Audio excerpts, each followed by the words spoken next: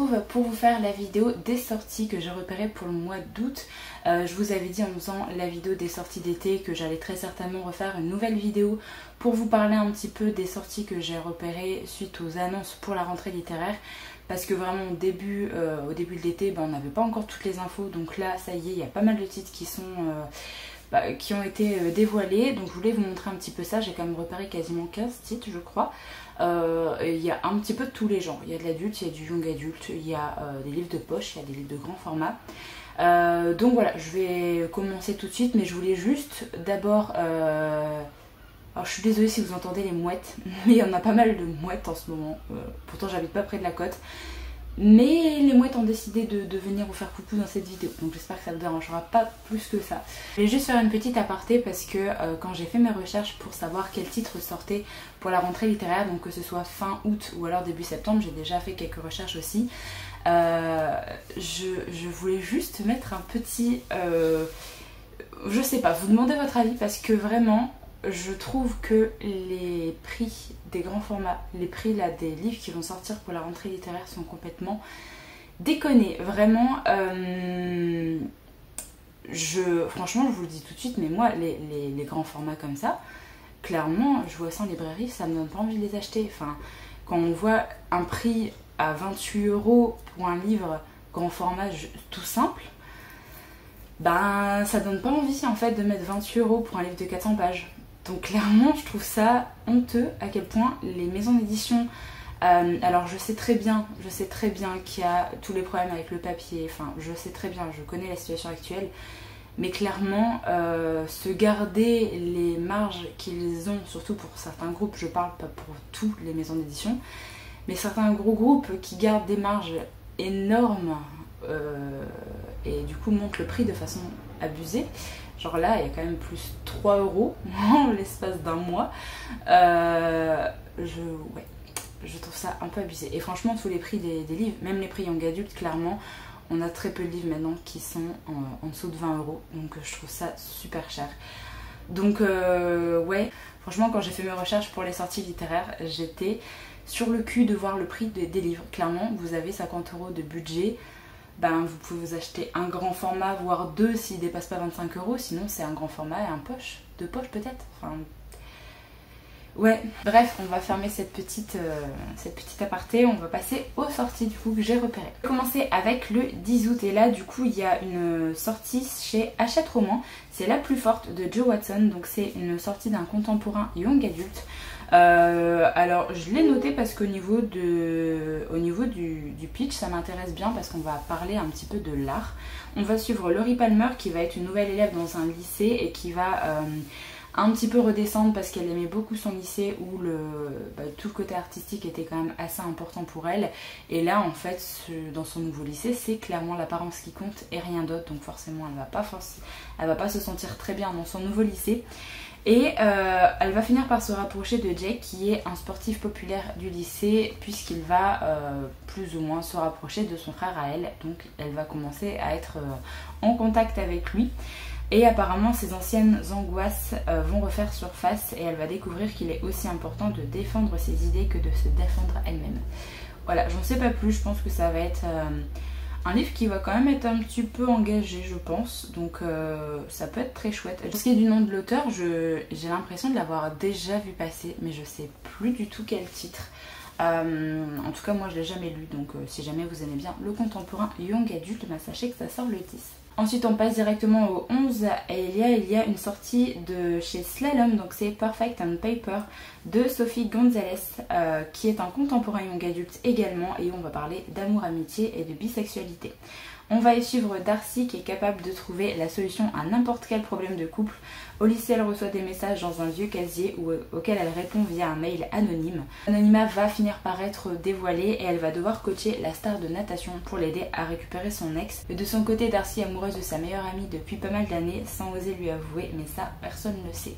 Donc pareil, petit contemporain young adulte que j'ai repéré et j'aime vraiment bien la couverture, je la trouve très jolie. On est toujours au 11 août et là il y a une sortie poche chez Folio, c'est Hotel Castellana de Ruta Sepetys. qui sort du coup en format poche. Donc là je l'avais vu passer vraiment en grand format et il me tentait vraiment beaucoup.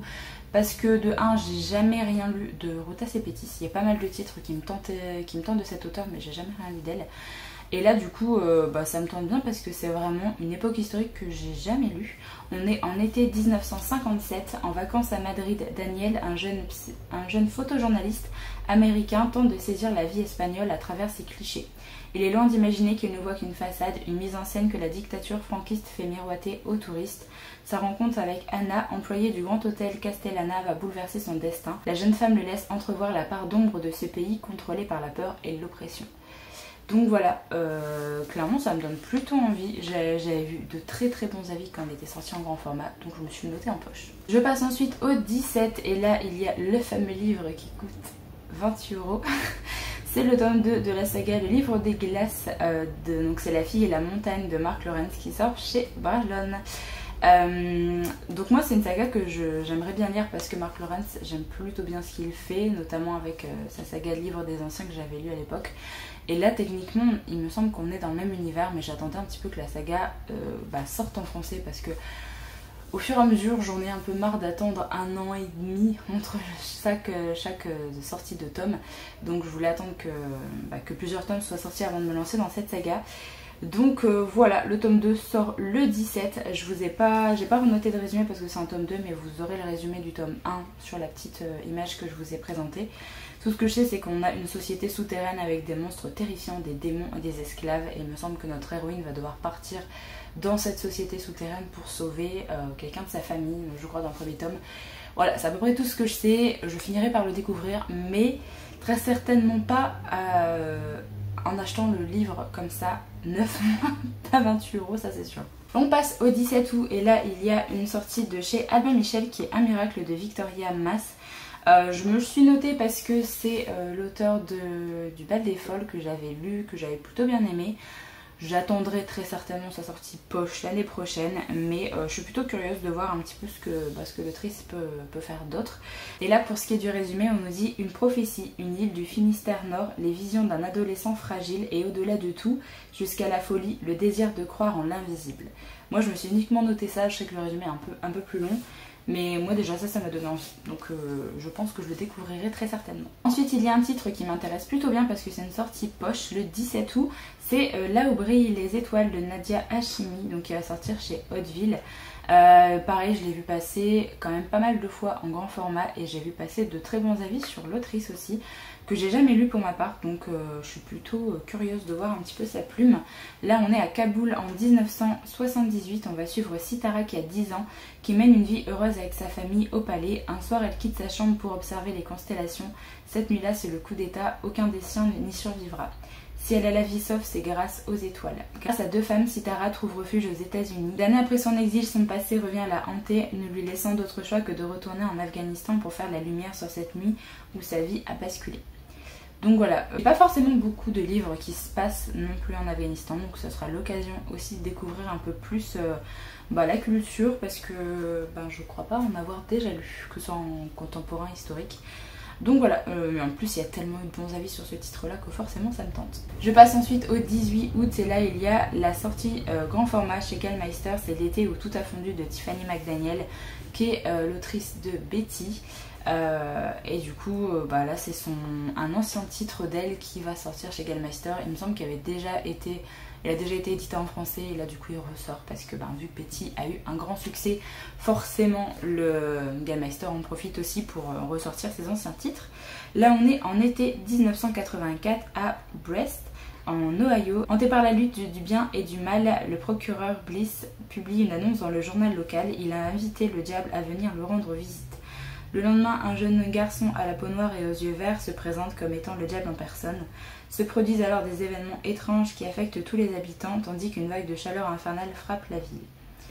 Voilà, j'attendrai pareil qu'il sorte en poche parce que j'avais plutôt bien aimé sa façon d'écrire à Tiffany McDaniel, donc je suis assez curieuse de découvrir un petit peu ses autres titres. On continue avec le 19 août, là il sort un premier tome d'une série de fantasy young adulte, je sais pas si c'est une duologie, trilogie. C'est de Perles et de Corail, le tome 1, La fiancée Varéniane de Maria Rutherford, dis donc. Donc chez La Martinière, là on nous dit à chaque génération le prince héritier du royaume d'Ilara doit épouser la plus belle fille de Varénia. Telle est la tradition depuis des siècles. Nor a longtemps rêvé d'être l'heureuse élue, mais c'est à sa sœur jumelle Zadie que reviendra cet honneur. Quand Zadie se blesse, Nor doit prendre sa place et se faire passer pour elle. Sa nouvelle vie sur le continent est compliquée. Nor va découvrir que les projets de son futur mari pourraient menacer Varénia. Je trouve que ça ressemble à un autre titre, Grace and Fury, qui était sorti chez Hachette. D'ailleurs, j'ai vu que le tome 2 sortait genre 5 ans littéralement après la sortie du premier tome en français. Je trouve que ça ressemble un petit peu à ça. Mais voilà, je sais pas si je le lirai celui-là. Clairement, ça me tente pas plus que ça. Donc j'ai l'impression que ça fait vu et revu en fait au niveau du résumé. Donc peut-être que j'attendrai des retours et voir si jamais peut-être que ça sort de l'ordinaire et que je me trompe totalement au niveau de ce que je peux penser au niveau du résumé. Mais voilà, sachez que si ça vous intéresse, ça sort le 19. Ensuite on passe au 24 août, il y a un livre de chez Charleston qui va sortir, c'est Pour que chantent les montagnes de Nguyen Phan Ke Mai, qui est un contemporain historique, je sais pas trop comment le classer. On est au Vietnam en 1972 et alors j'ai lu le résumé mais je vais vous lire la petite phrase à la fin. On nous dit que c'est un voyage poignant à travers un siècle d'histoire vietnamienne, de l'occupation française à la chute de Saigon, un hymne intime à la résilience des peuples ravagés par la guerre et la mort. Voilà, pareil ça me tente plutôt bien de lire quelque chose qui se passe au Vietnam parce que je crois pas en avoir déjà lu. Le 24 août sort Buffy à chaque génération de Kendall Blake chez Hachette Heroes. Alors ça me tente bien, ça me tentait bien avant que je vois le prix. Je sais pas si c'est un livre illustré, peut-être que c'est un livre illustré et du coup ça explique le prix, mais là clairement c'est un livre young adulte, il fait 25 €. Enfin franchement, voilà, je vais arrêter de parler des prix parce que vraiment ça va, je vais être blasée à chaque fois, mais moi j'adore Buffy, vraiment j'ai regardé toute la série, ça me rappelle beaucoup trop mon enfance adolescence et du coup quand j'ai vu ce titre là je me suis dit ça peut m'intéresser. En plus Kendall Blake c'est une auteure que j'aime bien, j'ai déjà lu pas mal de titres d'elle, quelques titres d'elle, enfin ceux qui sont sortis en français. Et j'aime plutôt bien sa plume, donc je suis assez curieuse de l'avoir dans un autre registre aussi. Pour ce qui est du résumé, là on suit Frankie Rosenberg qui n'a pas connu l'époque sombre où sa mère Willow, sa tante Buffy et les amis ont combattu le mal. Aujourd'hui la vie à New Sunnydale est paisible et Frankie tente simplement de survivre à sa deuxième année de lycée et d'apprendre à utiliser ses pouvoirs pour rendre le monde meilleur. Mais tout bascule lorsqu'une attaque meurtrière menace la communauté des tueuses et Frankie se retrouve propulsé au cœur de l'action. Voilà, je suis assez curieuse, franchement je pense que c'est plus la nostalgie qu'autre chose qui fait que ça me tente de découvrir ce titre là. Mais voilà, j'attendrai et je verrai bien si ça vaut le coup de mettre 25 € pour ce livre. Bref, le 24 et là il y a alors une nouvelle sortie, oui et non, c'est juste que Celle qui devint le soleil de Shelley Parker Chan qui va sortir en brochet cette fois-ci, il était sorti en version reliée au mois de mai si je dis pas de bêtises et là du coup il sort en brochet donc à 19,90 au lieu de 25 € je crois quand il était sorti en hardback, donc chez Brajlon. Donc je vous ai remis le résumé sur l'image que je vous présente mais j'ai pas renoté ici. C'est de la fantasy adulte si j'ai pas de bêtises, qui me tente plutôt bien, je crois que c'est un one shot et j'ai vu quand même passer de bons avis sur ce titre, donc je me suis gardé un petit peu ce titre là dans ma wishlist. Désolée pour la luminosité, là j'ai le soleil qui vient comme ça, mais j'ai pas pu tourner autrement parce que en bas il faisait super sombre. Du coup j'ai dû tourner ici. Donc désolée, le soleil est pas... déjà les mouettes sont parties, mais du coup maintenant c'est le soleil qui fait un petit peu des siennes, donc tant pis. On passe au 25 août, là j'ai noté la sortie du tome 4 de la saga Sasaki et Miyano. Moi je suis super contente parce que j'aime beaucoup cette saga, donc le tome 4 sortira un peu après mon anniversaire, donc je me ferai un petit cadeau à moi-même pour cette suite de saga. Et toujours le 25, il y a les carnets de l'apothicaire de Natsu Hyuga chez Lumen, qui est de la fantasy young adulte. Alors c'est une saga que j'avais très envie de commencer en manga. Je savais juste pas combien de tomes il y allait avoir et du coup je voulais regarder pour voilà, pour savoir quand est-ce qu'elle allait bientôt terminer ou pas. Mais là du coup savoir que ça sort en roman, ça me tente quand même plutôt bien. On va suivre une jeune apothicaire face aux arcanes du pouvoir impérial. À 17 ans, Mao Mao mène une vie dangereuse. Formée dès son plus jeune âge par son apothicaire des bas-fonds de la capitale, elle se retrouve enlevée et vendue comme servante dans le quartier des femmes du palais impérial. Pour échapper à la mort dans cette forteresse coupée du monde extérieur où complots et machinations se succèdent, la jeune fille doit cacher ses connaissances, se fondre dans la masse. Voilà, moi j'ai jamais lu la saga de manga, je sais qu'elle a énormément de succès, elle fait beaucoup parler d'elle. J'aime beaucoup les dessins aussi, donc j'hésite entre soit commencer le roman, soit commencer le manga. Voilà, les deux me tentent bien, je sais pas si je lirai les deux ou pas, mais en tout cas je me suis noté la sortie du roman. Et c'est un premier tome, donc je pense, enfin je sais pas combien de tomes il va y avoir, mais au moins 2 ça c'est sûr. Et ensuite pour le dernier titre que j'ai repéré, ça sort le 26 août, c'est le livre des Terres Bannies tome 1 Malice de John Gwynne, qui est de la fantasy qui sort chez Léa. Alors c'est le premier tome d'une quadrilogie, je sais jamais ce qu'on dit, enfin il y a 4 tomes dans la saga. Et là au niveau du résumé, c'est il y a bien longtemps que les humains sont arrivés sur les terres bannies qu'ils ont disputées au clan des géants qui les peuplaient. Alors que les géants s'agitent à nouveau et que le chaos semble sur le point de s'abattre sur les terres bannies, le haut roi tente de former une alliance avec les autres souverains pour sauver le monde des humains. J'ai vu également qu'il y avait une histoire de prophétie qui exigeait 2 champions mais qui ne savent pas eux-mêmes qui sont les champions, enfin voilà. Encore une histoire de prophétie dans un livre de fantasy, mais si c'est bien fait, c'est toujours chouette à découvrir. Je l'ai vu énormément passer celui-là, enfin cette saga-là en VO, donc elle me tente plutôt bien. Donc voilà, j'en ai terminé pour les sorties que j'ai repérées en plus du coup pour le mois d'août.